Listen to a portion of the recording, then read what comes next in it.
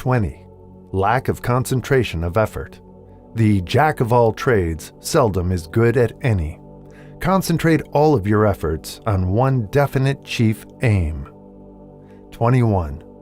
The habit of indiscriminate spending. The spendthrift cannot succeed, mainly because he stands eternally in fear of poverty. Form the habit of systematic saving by putting aside a definite percentage of your income. Money in the bank gives one a very safe foundation of courage when bargaining for the sale of personal services. Without money, one must take what one is offered and be glad to get it. 22. Lack of enthusiasm. Without enthusiasm, one cannot be convincing.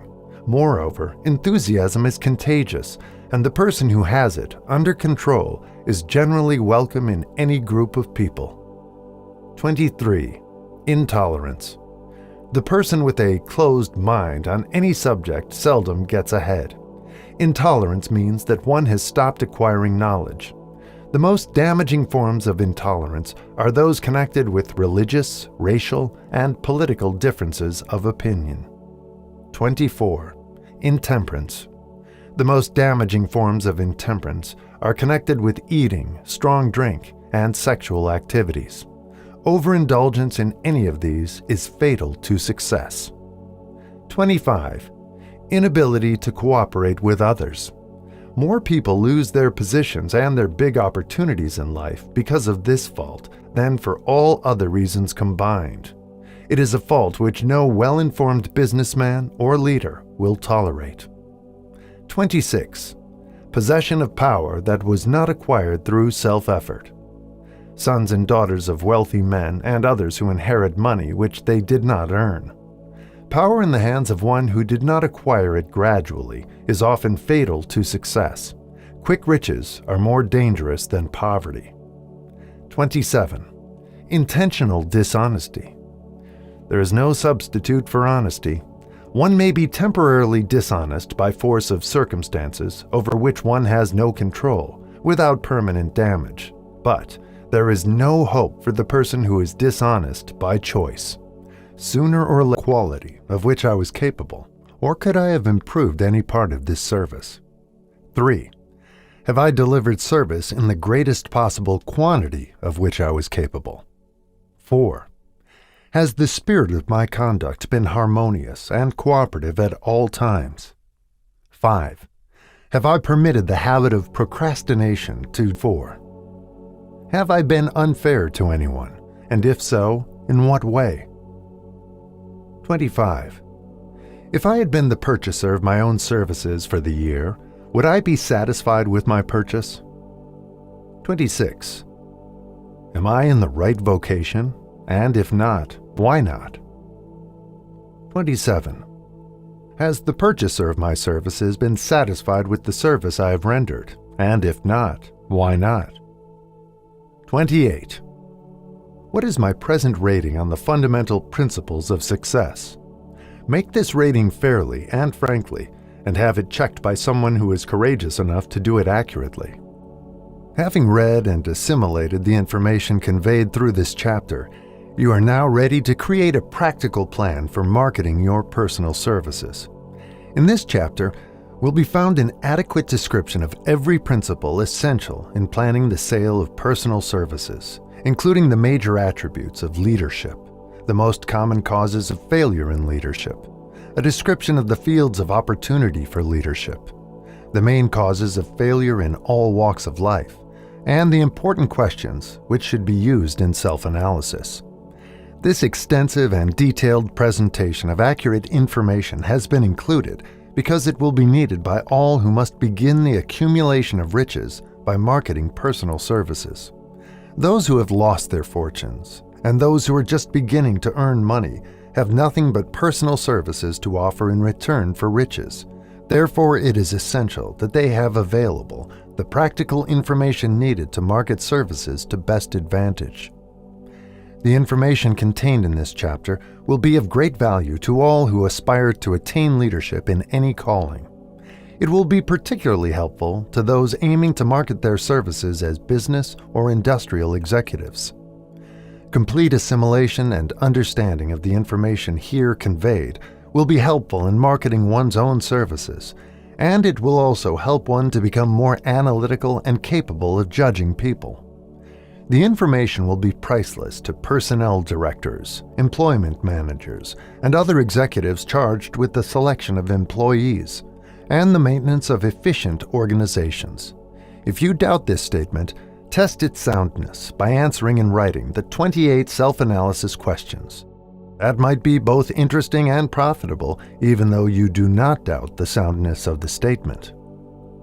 Where and how one may find opportunities to accumulate riches. Now that we've analyzed the principles by which riches may be accumulated, we naturally ask, where may one find favorable opportunities to apply these principles? Very well, let us take inventory and see what the United States of America offer the person seeking riches, great or small. To begin with, let us remember, all of us, that we live in a country where every law-abiding citizen enjoys freedom of thought and freedom of deed unequaled anywhere in the world. Most of us have never taken inventory of the advantages of this freedom. We have never compared our unlimited freedom with the curtailed freedom in other countries. Here we have freedom of thought, freedom in the choice and enjoyment of education, freedom in religion, freedom in politics, freedom in the choice of a business, profession, or occupation, freedom to accumulate and own without molestation all the property we can accumulate, freedom to choose our place of residence, freedom in marriage, freedom through equal opportunity to all races, freedom of travel from one state to another, freedom in our choice of foods, and freedom to aim for any station in life for which we have prepared ourselves, even for the presidency of the United States. We have other forms of freedom, but this list will give a bird's-eye view of the most important, which constitute opportunity of the highest order. This advantage of freedom is all the more conspicuous because the United States is the only country guaranteeing to every citizen, whether native-born or naturalized, so broad and varied a list of freedom. Next, let us recount some of the blessings which our widespread freedom has placed within our hands. Take the average American family, for example, meaning the family of average income, and sum up the benefits available to every member of the family in this land of opportunity and plenty. A. Food. Next to freedom of thought and deed comes food, clothing, and shelter, the three basic necessities of life. Because of our universal freedom, the average American family has available, at its very door, the choicest selection of food to be found anywhere in the world, and at prices within its financial range. A family of two, living in the heart of Times Square district of New York City, far removed from the source of production of foods, took careful inventory of the cost of a simple breakfast with the astonishing result. Starting with the articles of food, followed by the cost at the breakfast table. Grapefruit juice from Florida, 2 cents. Rippled wheat breakfast food, Kansas Farm, 2 cents. Tea from China, 2 cents. Bananas from South America, 2.5 cents. Toasted bread from Kansas Farm, 1 cent. Fresh country eggs from Utah, 7 cents. Sugar from Cuba or Utah, 0.5 cent. Butter and cream from New England, 3 cents. Grand total, 20 cents. It is not very difficult to obtain food in a country where two people can have breakfast consisting of all they want or need for a dime apiece. Observe that this simple breakfast was gathered by some strange form of magic from China, South America, Utah, Kansas, and the New England states, and delivered on the breakfast table, ready for consumption, in the very heart of the most crowded city in America, at a cost well within the means of the most humble laborer. The cost included all federal, state, and city taxes. Here is a fact the politicians did not mention when they were crying out to the voters to throw their opponents out of office because the people were being taxed to death. B. Shelter. This family lives in a comfortable apartment, heated by steam, lighted with electricity, with gas for cooking, all for $65 a month.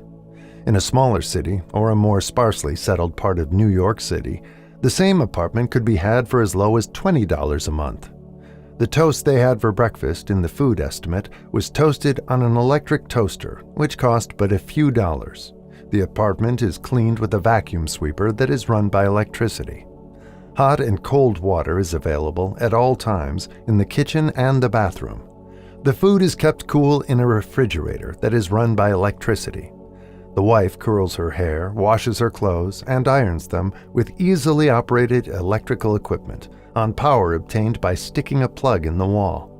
The husband shaves with an electric shaver, and they receive entertainment from all over the world 24 hours a day if they want it, without cost, by merely turning the dial of their radio.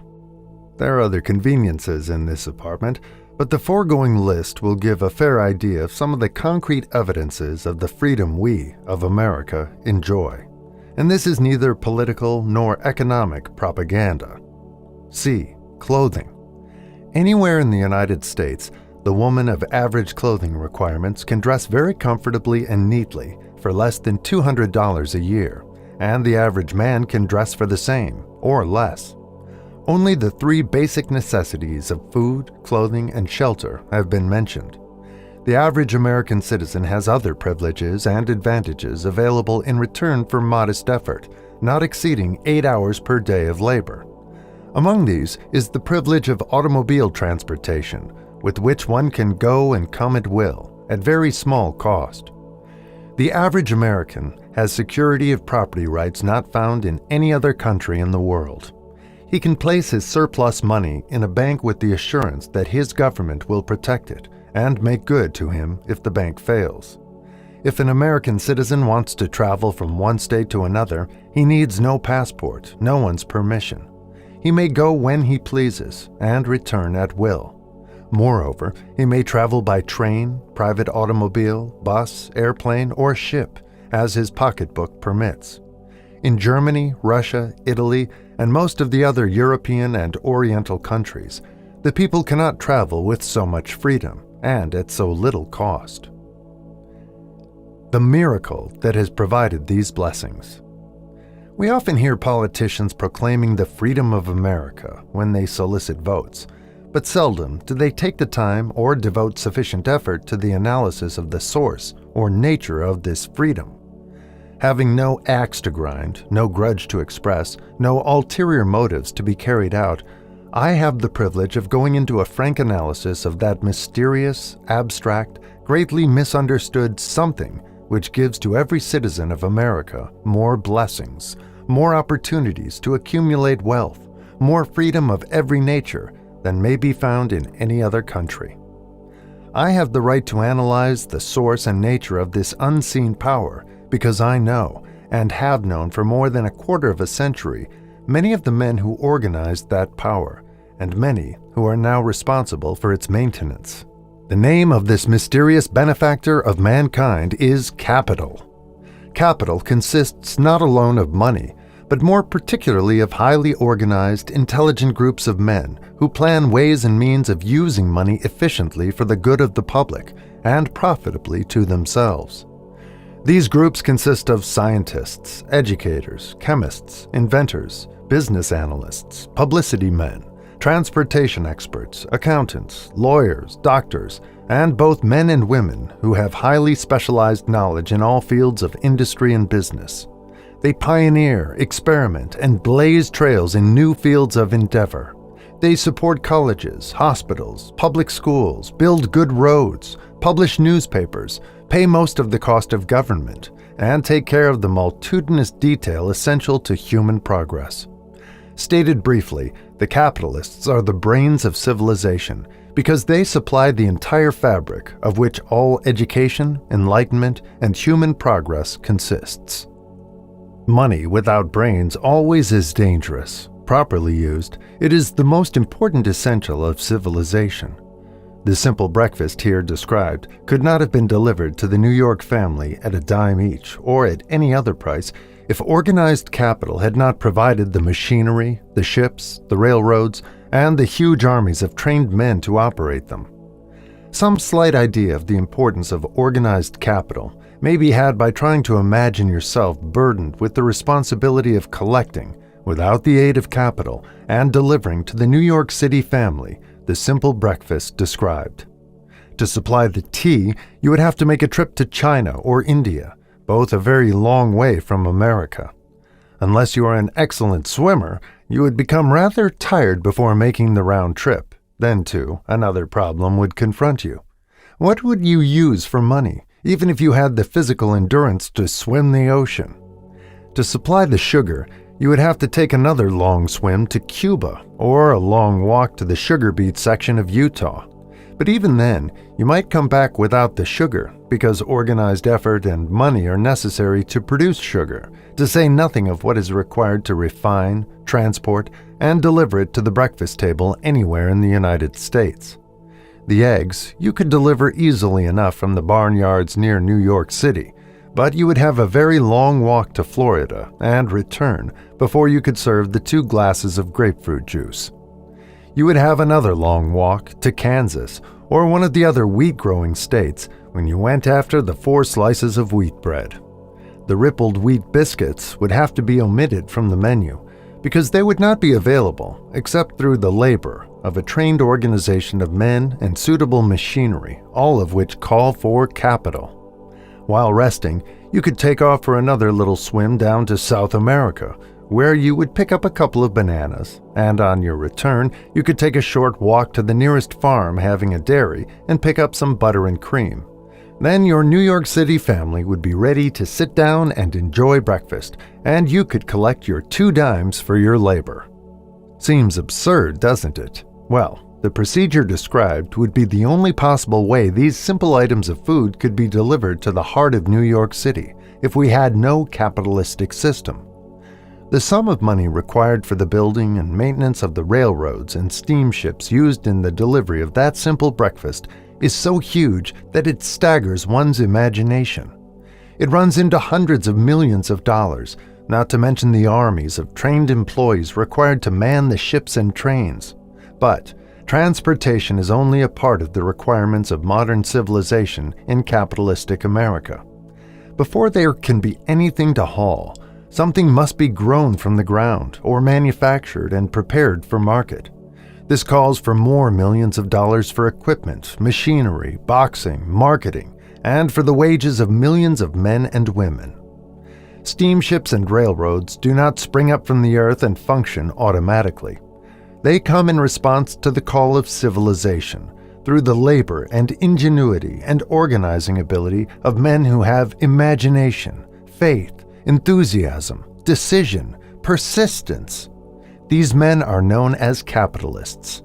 They are motivated by the desire to build, construct, achieve, render useful service, earn profits, and accumulate riches. And because they render service without which there would be no civilization, they put themselves in the way of great riches. Just to keep the record simple and understandable, I will add that these capitalists are the selfsame men of whom most of us have heard soapbox orators speak. They are the same men to whom radicals, racketeers, dishonest politicians, and grafting labor leaders refer to as the predatory interests, or Wall Street. I am not attempting to present a brief for or against any group of men or any system of economics. I am not attempting to condemn collective bargaining when I refer to grafting labor leaders, nor do I aim to give a clean bill of health to all individuals known as capitalists. The purpose of this book, a purpose to which I have faithfully devoted over a quarter of a century, is to present to all who want the knowledge the most dependable philosophy through which individuals may accumulate riches in whatever amounts they desire. I have here analyzed the economic advantages of the capitalistic system for the twofold purpose of showing 1. That all who seek riches must recognize and adapt themselves to the system that controls all approaches to fortunes, large or small, and 2. To present the side of the picture opposite to that being shown by politicians and demagogues who deliberately becloud the issues they bring up by referring to organized capital as if it were something poisonous. This is a capitalistic country. It was developed through the use of capital. And we who claim the right to partake of the blessings of freedom and opportunity, we who seek to accumulate riches here, may as well know that neither riches nor opportunity would be available to us if organized capital had not provided these benefits. For more than 20 years, it has been a somewhat popular and growing pastime for radicals, self-seeking politicians, racketeers, crooked labor leaders, and on occasion religious leaders to take potshots at Wall Street, the money changers, and big business.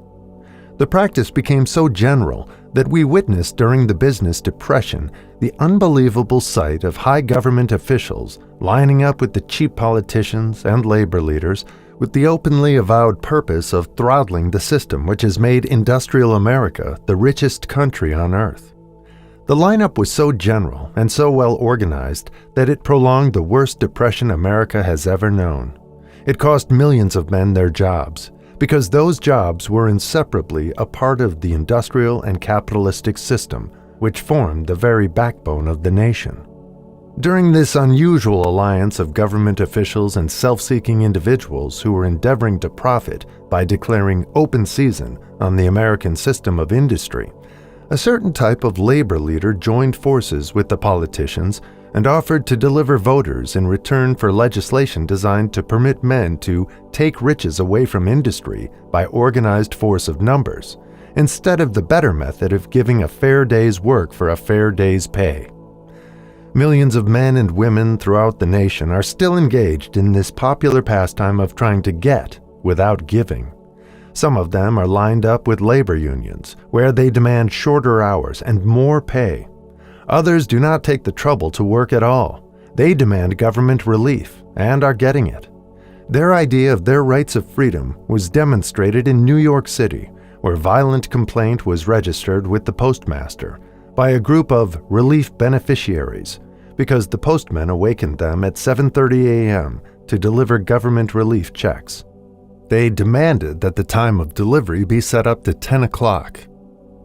If you are one of those who believe that riches can be accumulated by the mere act of men who organize themselves into groups and demand more pay for less service, if you are one of those who demand government relief without early morning disturbance when the money is delivered to you, if you are one of those who believe in trading their votes to politicians in return for the passing of laws which permit the raiding of the public treasury, you may rest securely on your belief with certain knowledge that no one will disturb you, because this is a free country where every man may think as he pleases, where nearly everybody can live with but little effort, where many may live well without doing any work whatsoever.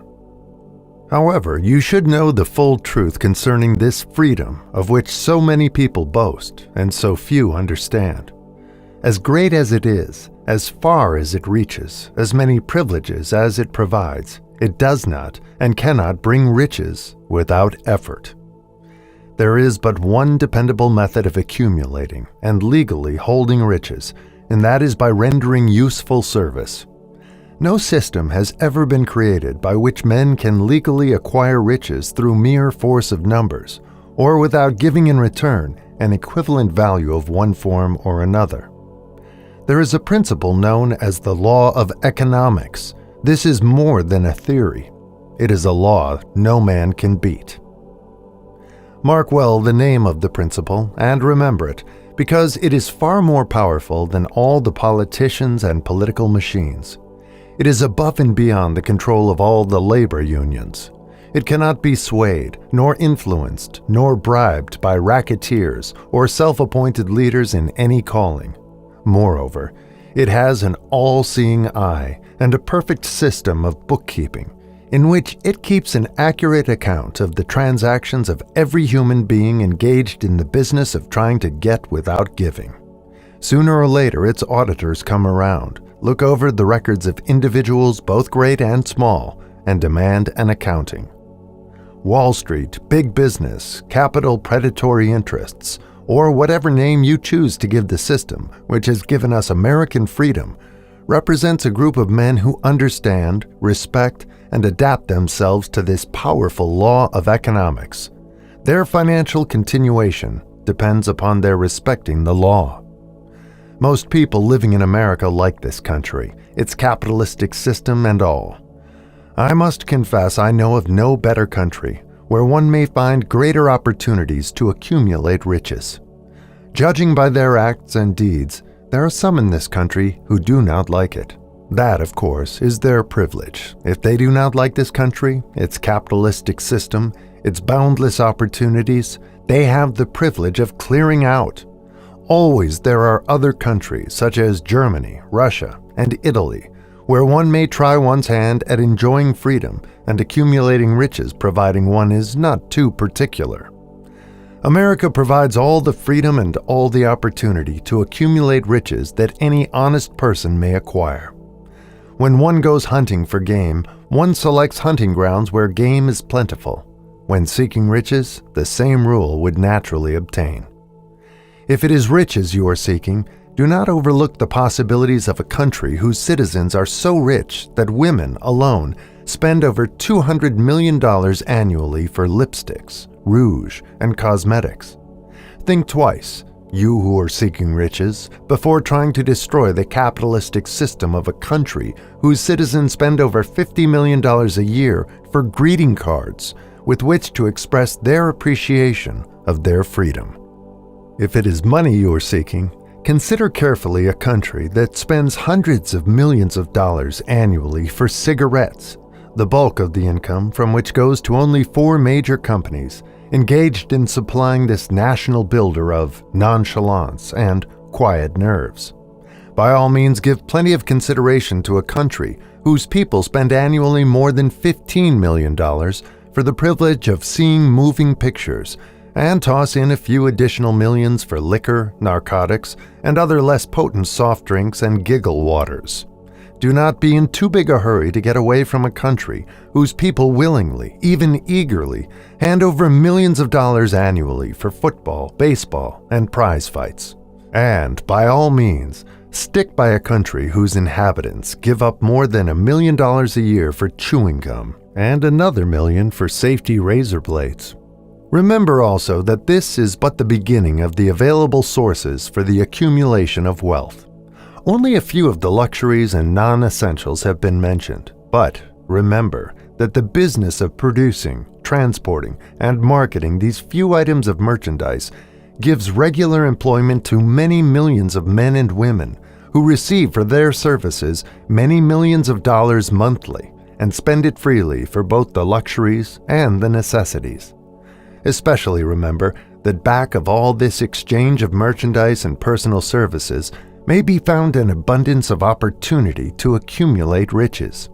Here, our American freedom comes to one's aid. There is nothing to stop you, or anyone from engaging in any portion of the effort necessary to carry on these businesses. If one has superior talent, training, experience, one may accumulate riches in large amounts. Those not so fortunate may accumulate smaller amounts. Anyone may earn a living in return for a very nominal amount of labor. So, there you are. Opportunity has spread its wares before you. Step up to the front, select what you want, create your plan, put the plan into action, and follow through with persistence. Capitalistic America will do the rest. You can depend upon this much. Capitalistic America ensures every person the opportunity to render useful service and to collect riches in proportion to the value of the service. The system denies no one this right, but it does not and cannot promise something for nothing, because the system itself is irrevocably controlled by the law of economics, which neither recognizes nor tolerates for long getting without giving. The law of economics was passed by nature. There is no Supreme Court to which violators of this law may appeal. The law hands out both penalties for its violation and appropriate rewards for its observance, without interference or the possibility of interference by any human being. The law cannot be repealed.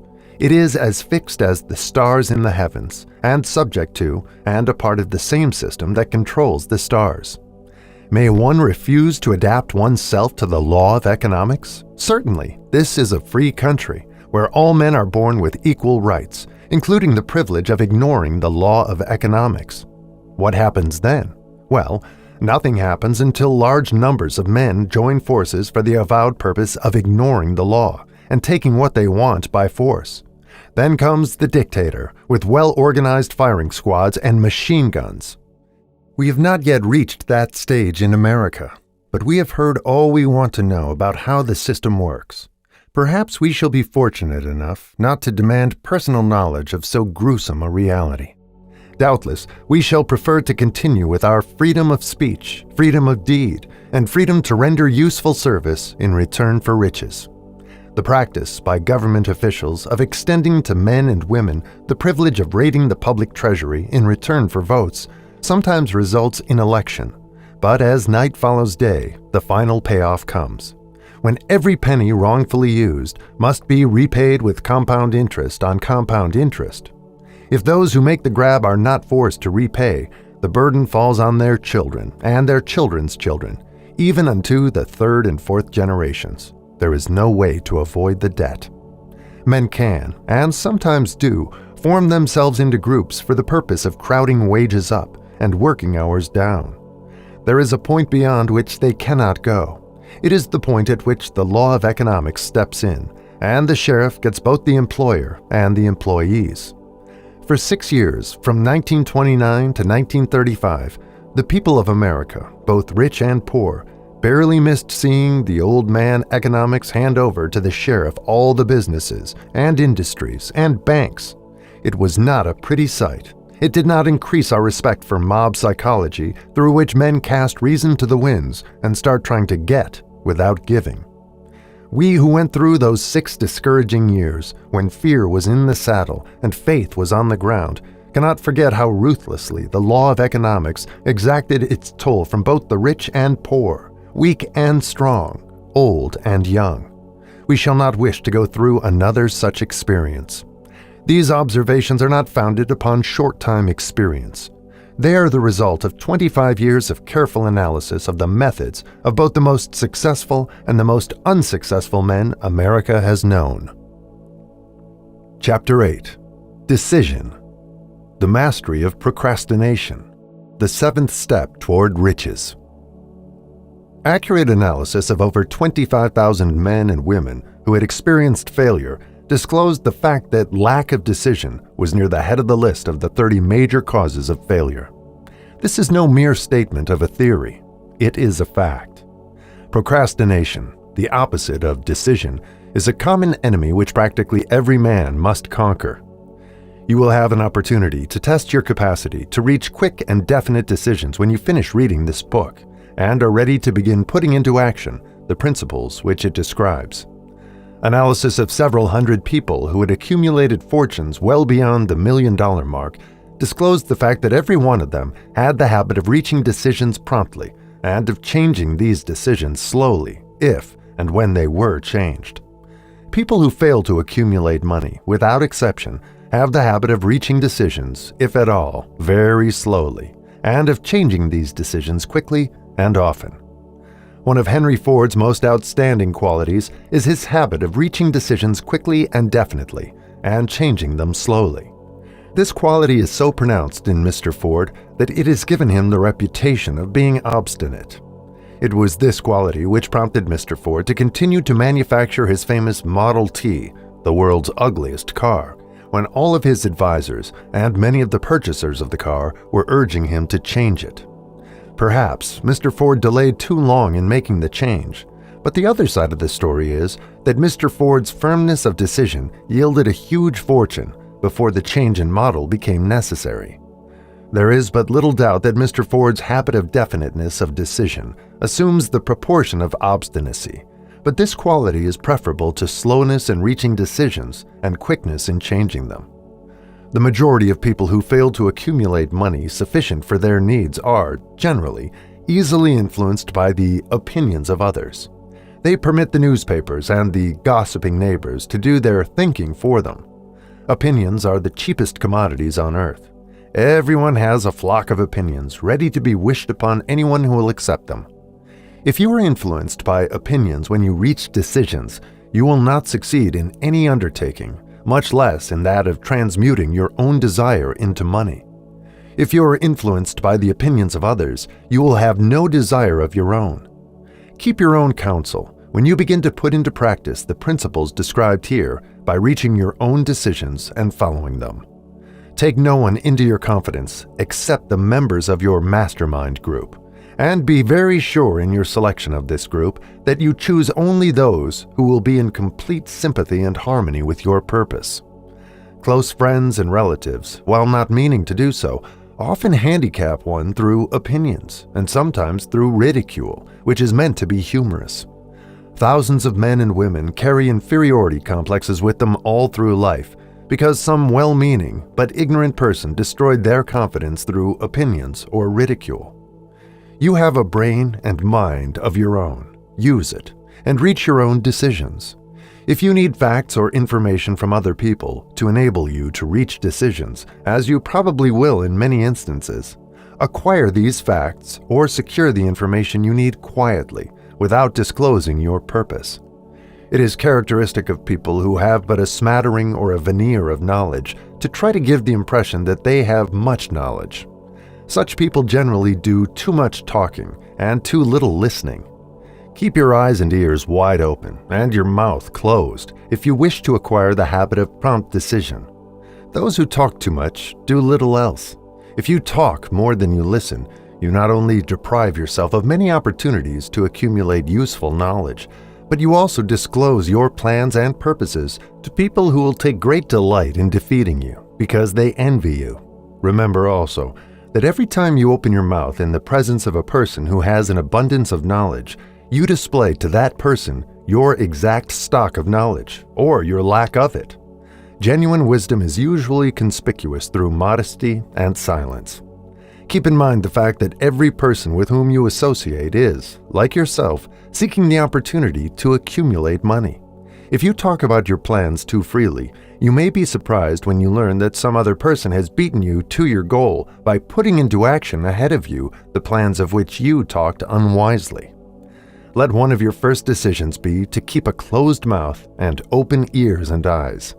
As a reminder to yourself to follow this advice, it will be helpful if you copy the following epigram in large letters and place it where you will see it daily. Tell the world what you intend to do, but first show it. This is the equivalent of saying that deeds and not words are what count most. Freedom or death on a decision. The value of decisions depends upon the courage required to render them. The great decisions, which served as the foundation of civilization, were reached by assuming great risks, which often meant the possibility of death. Lincoln's decision to issue his famous Proclamation of Emancipation, which gave freedom to the colored people of America, was rendered with full understanding that his act would turn thousands of friends and political supporters against him. He knew, too, that the carrying out of that proclamation would mean death to thousands of men on the battlefield. In the end, it cost Lincoln his life. That required courage. Socrates' decision to drink the cup of poison rather than compromise in his personal belief was a decision of courage. It turned time ahead 1,000 years and gave to people then unborn the right to freedom of thought and of speech. The decision of General Robert E. Lee when he came to the parting of the way with the Union and took up the cause of the South was a decision of courage, for he well knew that it might cost him his own life, that it would surely cost the lives of others. But the greatest decision of all time, as far as any American citizen is concerned, was reached in Philadelphia, July 4, 1776, when 56 men signed their names to a document, which they well knew would bring freedom to all Americans, or leave every one of the 56 hanging from a gallows. You have heard of this famous document, but you may not have drawn from it the great lesson in personal achievement it so plainly taught. We all remember the date of this momentous decision, but few of us realize what courage that decision required. We remember our history as it was taught. We remember dates and the names of the men who fought. We remember Valley Forge and Yorktown. We remember George Washington and Lord Cornwallis.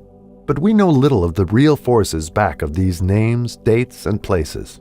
we know still less of that intangible power which ensured us freedom long before Washington's armies reached Yorktown. We read the history of the Revolution and falsely imagine that George Washington was the father of our country, that it was he who won our freedom, while the truth is, Washington was only an accessory after the fact, because victory for his armies had been ensured long before Lord Cornwallis surrendered. This is not intended to rob Washington of any of the glory he so richly merited. Its purpose, rather, is to give greater attention to the astounding power that was the real cause of his victory. It is nothing short of tragedy that the writers of history have missed entirely even the slightest reference to the irresistible power which gave birth and freedom to the nation destined to set up new standards of independence for all the peoples of the earth. I say it is a tragedy because it is the same self-power which must be used by every individual who surmounts the difficulties of life and forces life to pay the price asked. Let us briefly review the events which gave birth to this power. The story begins with an incident in Boston, March 5, 1770. British soldiers were patrolling the streets, by their presence openly threatening the citizens. The colonists resented armed men marching in their midst. They began to express their resentment openly, hurling stones as well as epithets at the marching soldiers until the commanding officer gave orders. "Fix bayonets! Charge!" The battle was on. It resulted in the death and injury of many. The incident aroused such resentment that the Provincial Assembly, made up of prominent colonists, called a meeting for the purpose of taking definite action. Two of the members of that assembly were John Hancock and Samuel Adams. Long live their names. They spoke up courageously and declared that a move must be made to eject all British soldiers from Boston. Remember this, a decision in the minds of two men might properly be called the beginning of the freedom which we, of the United States, now enjoy. Remember, too, that the decision of these two men called for faith and courage because it was dangerous. Before the assembly adjourned, Samuel Adams was appointed to call on the governor of the province, Hutchinson, and demand the withdrawal of the British troops. The request was granted. The troops were removed from Boston, but the incident was not closed. It had caused a situation destined to change the entire trend of civilization.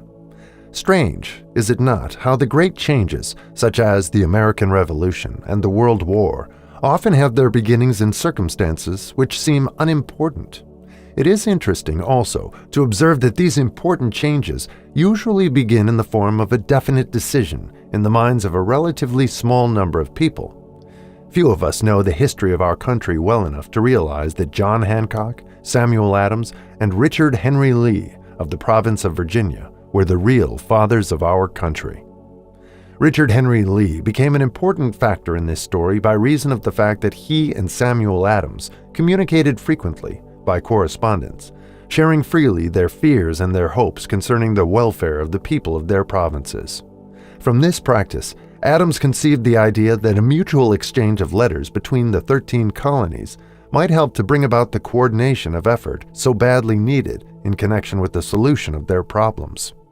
2 years after the clash with the soldiers in Boston, March 72, Adams presented this idea to the Assembly in the form of a motion that a correspondence committee be established among the colonies with definitely appointed correspondents in each colony for the purpose of friendly cooperation for the betterment of the colonies of British America.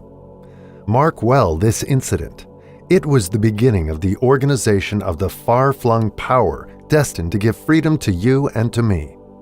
The mastermind had already been organized. It consisted of Adams, Lee, and Hancock. I tell you further that if two of you agree upon the earth concerning anything for which you ask, it will come to you from my Father who is in heaven.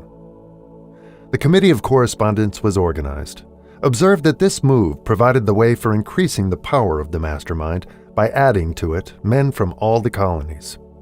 Take notice that this procedure constituted the first organized planning of the disgruntled colonists. In union there is strength. The citizens of the colonies had been waging disorganized warfare against the British soldiers through incidents similar to the Boston riot, but nothing of benefit had been accomplished. Their individual grievances had not been consolidated under one mastermind. No group of individuals had put their hearts, minds, souls, and bodies together in one definite decision to settle their difficulty with the British once and for all, until Adams, Hancock, and Lee got together. Meanwhile, the British were not idle. They too were doing some planning and masterminding on their own account, with the advantage of having back of them money and organized soldiery. The Crown appointed Gage to supplant Hutchinson as the governor of Massachusetts. One of the new governor's first acts was to send a messenger to call on Samuel Adams for the purpose of endeavoring to stop his opposition by fear. We can best understand the spirit of what happened by quoting the conversation between Colonel Fenton, the messenger sent by Gage, and Adams. Colonel Fenton: "I have been authorized by Governor Gage to assure you, Mr. Adams, that the governor has been empowered to confer upon you such benefits as would be satisfactory. Endeavor to win Adams by promise of bribes, upon the condition that you engage to cease in your opposition to the measures of the government. It is the governor's advice to you, sir, not to incur the further displeasure of His Majesty. Your conduct has been such as makes you liable to penalties of an act of Henry VIII, by which persons can be sent to England for trial for treason or misprision of treason at the discretion of a governor of a province. But by changing your political course, you will not only receive great personal advantages, but you will make your peace with the king." Samuel Adams had the choice of two decisions. He could cease his opposition and receive personal bribes, or he could continue and run the risk of being hanged. Clearly, the time had come when Adams was forced to reach instantly a decision which could have cost his life. The majority of men would have found it difficult to reach such a decision. The majority would have sent back an evasive reply, but not Adams. He insisted upon Colonel Fenton's word of honor that the colonel would deliver to the governor the answer exactly as Adams would give it to him. Adams' answer: "Then you may tell Governor Gage that I trust I have long since made my peace with the King of Kings. No personal consideration shall induce me to abandon the righteous cause of my country. And tell Governor Gage it is the advice of Samuel Adams to him no longer to insult the feelings of an exasperated people."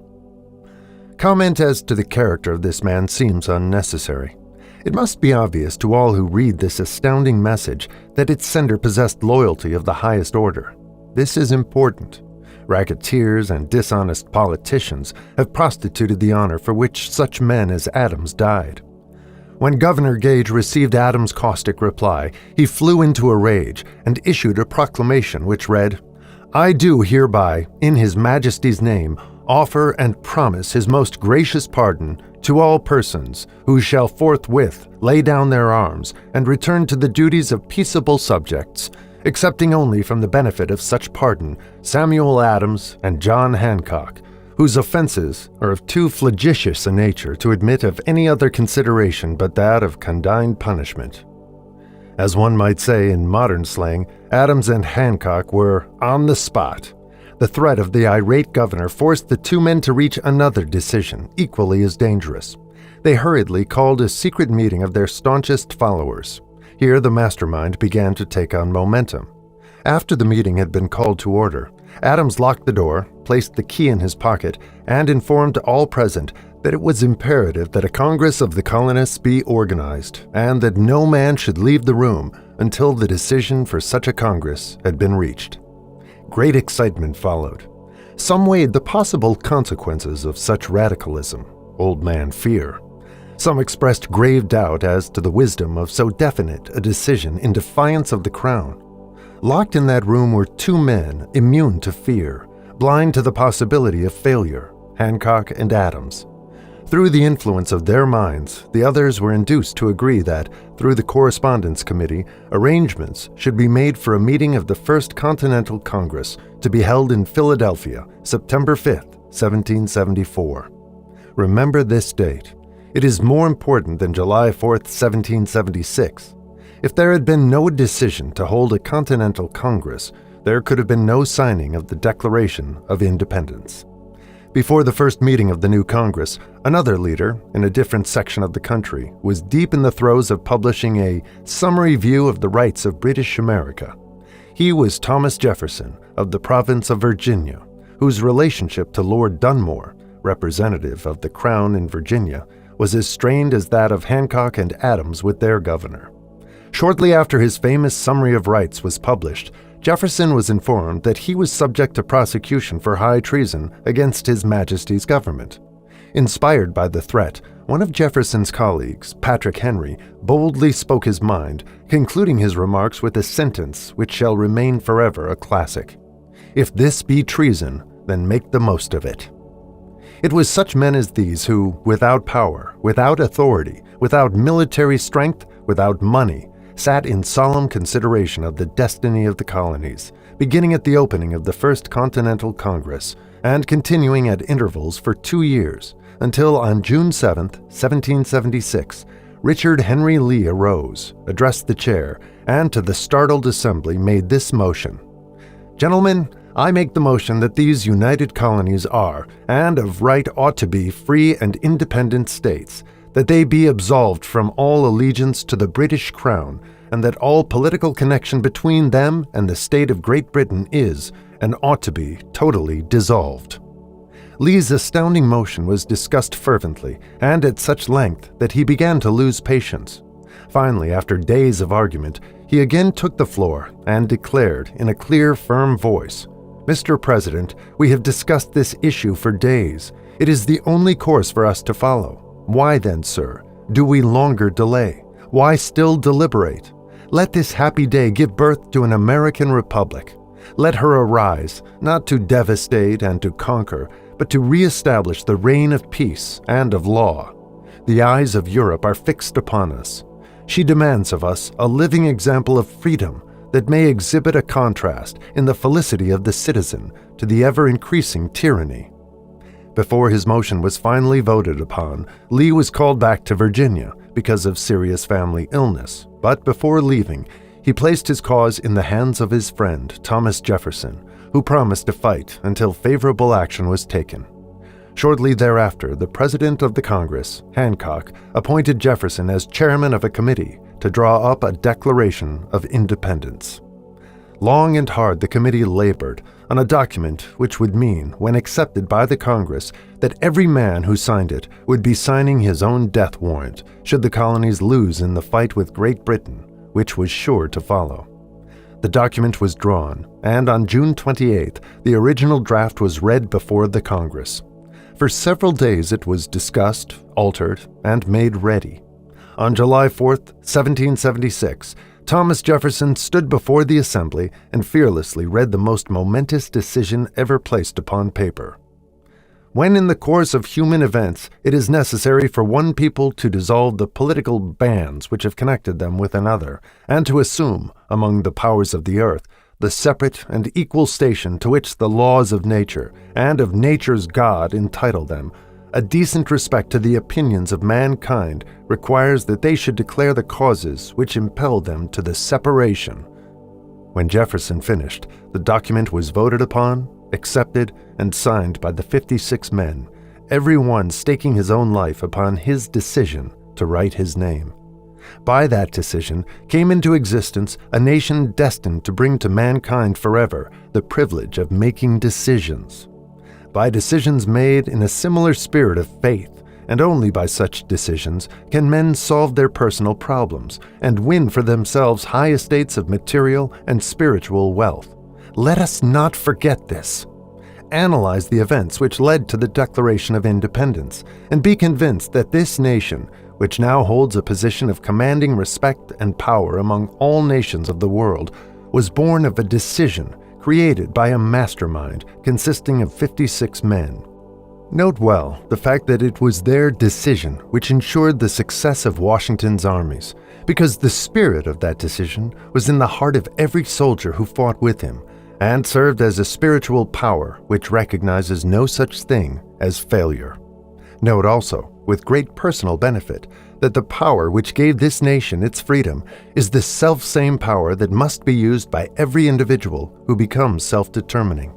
This power is made up of the principles described in this book.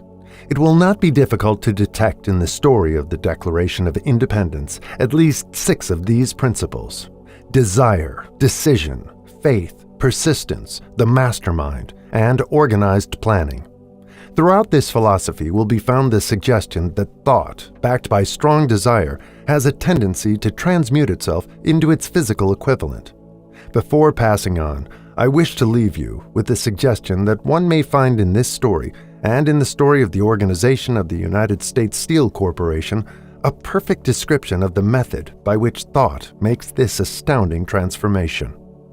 In your search for the secret of the method, do not look for a miracle, because you will not find it. You will find only the eternal laws of nature. These laws are available to every person who has the faith and the courage to use them. They may be used to bring freedom to a nation or to accumulate riches. There is no charge save the time necessary to understand and appropriate them. Those who reach decisions promptly and definitely know what they want and generally get it. The leaders in every walk of life decide quickly and firmly. That is the major reason why they are leaders. The world has the habit of making room for the man whose words and actions show that he knows where he is going.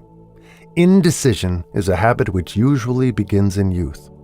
The habit takes on permanency as the youth goes through graded school, high school, and even through college without definiteness of purpose. The major weakness of all educational systems is that they neither teach nor encourage the habit of definite decision. It would be beneficial if no college would permit the enrollment of any student unless and until the student declared his major purpose in matriculating. It would be of still greater benefit if every student who enters the graded schools were compelled to accept training in the habit of decision and forced to pass a satisfactory examination on this subject before being permitted to advance in the grades. The habit of indecision, acquired because of the deficiencies of our school systems, goes with the student into the occupation he chooses, if, in fact, he chooses his occupation. Generally, the youth just out of school seeks any job that can be found. He takes the first place he finds because he has fallen into the habit of indecision. 98 out of every 100 people working for wages today are in the positions they hold because they lack the definiteness of decision to plan a definite position and the knowledge of how to choose an employer. Definiteness of decision always requires courage, sometimes very great courage.